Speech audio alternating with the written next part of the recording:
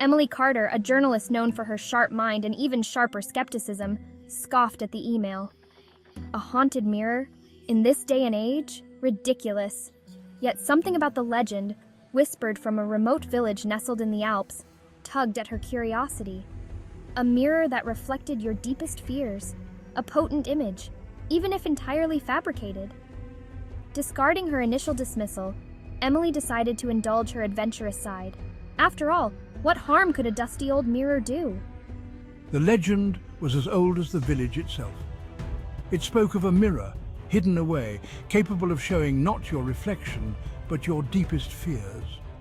Those who dared to look too long, the story went, were never seen again.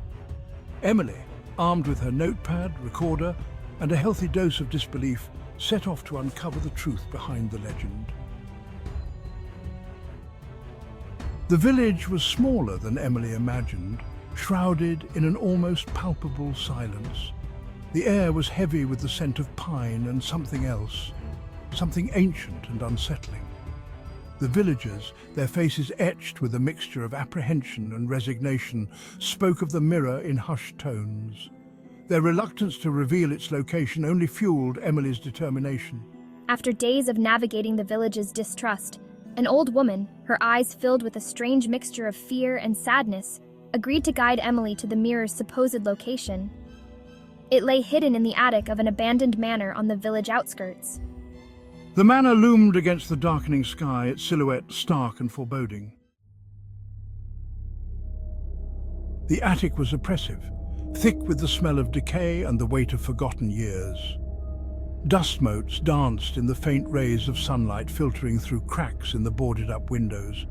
A chill ran down Emily's spine, an icy finger tracing the back of her neck. In the center of the room, draped in a moth-eaten velvet cloth, stood a full-length mirror. As Emily approached the mirror, a sense of unease washed over her. The air grew colder, the silence more profound. She reached out, her fingers brushing against the cold glass beneath the cloth. A low hum resonated from the mirror, vibrating through the floorboards and into her bones.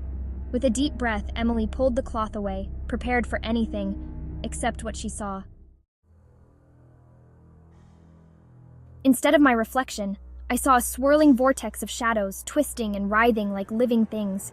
Emily! They whispered her name, their voices a chorus of dread in her ears. The shadows began to solidify, taking on grotesque shapes that tugged at the corners of Emily's memory. No, it can't be. A figure emerged from the darkness, its features blurred and distorted. But Emily recognized the haunted eyes of a childhood friend who had tragically died years ago. Then another and another, each figure a manifestation of her deepest fears, regrets, and guilt. I can't look away. Emily tried to look away, but her gaze was trapped, held by the mirror's unnatural allure. The figures from the mirror stretched out, their shadowy hands grasping at Emily. She screamed, a primal sound that echoed through the empty attic.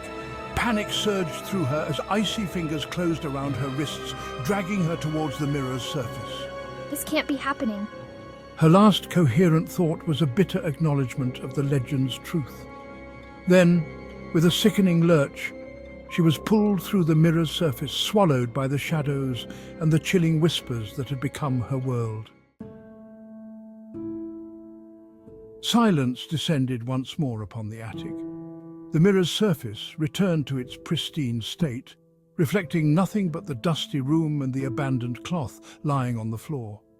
Outside, the sun dipped below the horizon, casting long, eerie shadows across the village. The legend of the mirror lived on, a chilling testament to the power of fear and the seductive nature of curiosity. And Emily? She was never seen again. Another soul consumed by the mirror's depths, a silent testament to the darkness that resides within us all. The villagers, though saddened, were not surprised. The mirror, they knew, always claimed those who sought to unravel its secrets, and it would continue to do so, reflecting back the terror of those brave or foolish enough to gaze upon its surface.